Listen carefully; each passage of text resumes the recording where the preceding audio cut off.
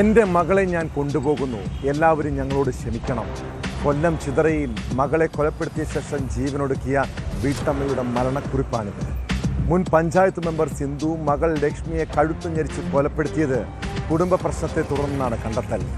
സംഭവത്തിന് ശേഷം സിന്ധു വീട്ടിൽ തൂങ്ങി മരിക്കുകയായിരുന്നു. പോസ്റ്റ്മോർട്ടം റിപ്പോർട്ടിലാണ് ലക്ഷ്മിയുടെ മരണം കൊലപാതകമാണെന്ന് വ്യക്തമായത്. മകളുടെ കുടുംബജീവിതത്തിലെ അസ്വാരസ്യങ്ങളും സംഘർഷങ്ങളുമാണ് കൂട്ടമരണത്തിന് കാരണമായതെന്നാണ് സൂചന. ഇതിന് പിന്നിൽ മറ്റ് സമ്മർദ്ദങ്ങളോ ഭീഷണിയോ ഉണ്ടോയെന്നും പോലീസ് അന്വേഷിക്കുന്നു.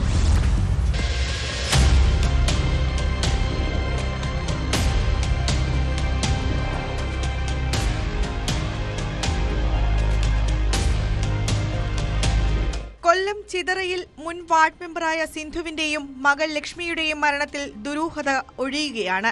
പോസ്റ്റ്മോർട്ടം റിപ്പോർട്ടിൽ ലക്ഷ്മിയുടേത് കൊലപാതകമാണെന്ന് സ്ഥിരീകരിച്ചതോടെ മകളെ കൊലപ്പെടുത്തിയ ശേഷം അമ്മ ജീവനൊടുക്കിയതാണെന്ന നിഗമനത്തിലാണ് പോലീസ്.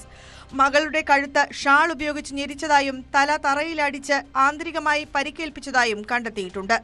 എന്റെ മകളെ ഞാൻ കൊണ്ടുപോകുന്നു, ഞങ്ങളുടെ മൃതദേഹം മെഡിക്കൽ വിദ്യാർത്ഥികൾക്ക് പഠിക്കാൻ കൊടുക്കണം, എല്ലാവരും ഞങ്ങളോട് ക്ഷമിക്കണം എന്ന് വീട്ടിൽ നിന്ന് ലഭിച്ച സിന്ധുവിന്റെ ആത്മഹത്യാക്കുറിപ്പിൽ പറയുന്നു.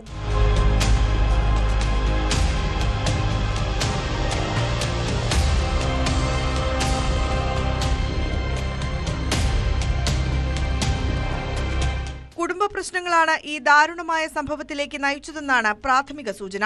കഴിഞ്ഞ ദിവസമാണ് സിന്ധുവിനെ വീട്ടിനുള്ളിൽ തൂങ്ങിയ നിലയിലും ലക്ഷ്മിയെ അബോധാവസ്ഥയിൽ തറയിൽ വീണുകിടക്കുന്ന നിലയിലും കണ്ടെത്തിയത്.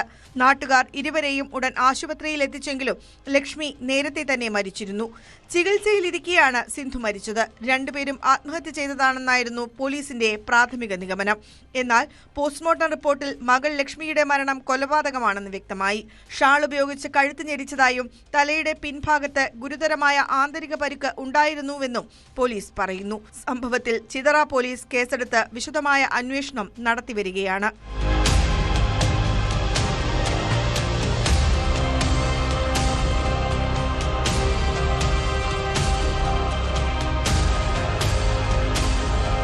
ന്യൂസ് 18 കൊട്ടാരക്കര.